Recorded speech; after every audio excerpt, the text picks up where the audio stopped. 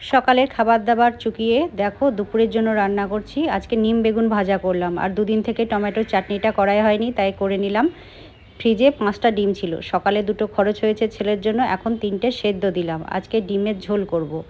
তো দেখো মটরশুঁটিগুলো গ্যাস বেরোতে লেগেছে, তো মিষ্টি কুমড়ো, ওই সজনে ডাঁটা, বিনস, মটরশুঁটি, আলু দিয়ে একটা মিক্স সবজি করব। আর 2টো পটল ছিল, সেটাও দিয়ে দিয়েছি। তো দেখো সমস্ত সবজিগুলো ভালো করে ভেজে নিয়ে আদা রসুন পেস্ট দিলাম। এবার জিরে ধনে গুঁড়ো দেবো। আর এদিকে বরমশাই তো চলে এসছে ছেলেকে দিয়ে, তো বললো চা করো, চা খাবো। আর চা তো আমাদের লাগবেই সকালে জলখাবারের পরে, তো চাটা হয়ে গেছে। চা খেয়ে নিয়ে দেখো তরকারিটা সেদ্ধ হতে দিয়েছিলাম, নামিয়ে রাখলাম। আর এইদিকে ডিমের ঝোলটা করে নেব। ফুলকপি আলু দিয়ে করব। অনেক দিন ধরেই কিন্তু ফুলকপি আলু দিয়ে ডিমের ঝোল খাওয়া হয়নি। তো দেখো তেলের মধ্যে একটু লবণ হলুদ দিয়েছি, তাতে কি হয় ডিমগুলো লেগে যায় না, ভালো ভাজা হয়। আর ডিমের মধ্যে তো একটু লঙ্কা গুঁড়ো, একটু হলুদ গুঁড়ো দিয়ে ভাজলাম। আর এদিকে ফুলকপি আলুটা আমি একটু হাফ বয়েল করেছিলাম।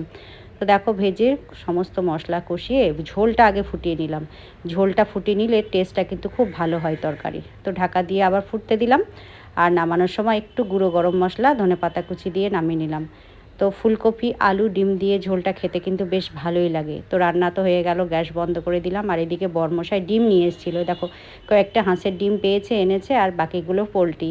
তো বলছে হাঁসের ডিমের ঝোল করো, তো আমি বললাম ডিমের ঝোল তো আমার হয়েই গেছে। তো দেখো রান্নাগুলো সমস্ত হয়ে গেছে, তোমাদেরকে দেখিয়ে দিলাম। সকলকে শুভ দুপুর। সকলে ভালো থাকবেন, সুস্থ থাকবেন, আর সাবধানে থাকবেন। চলুন এখন টাটা।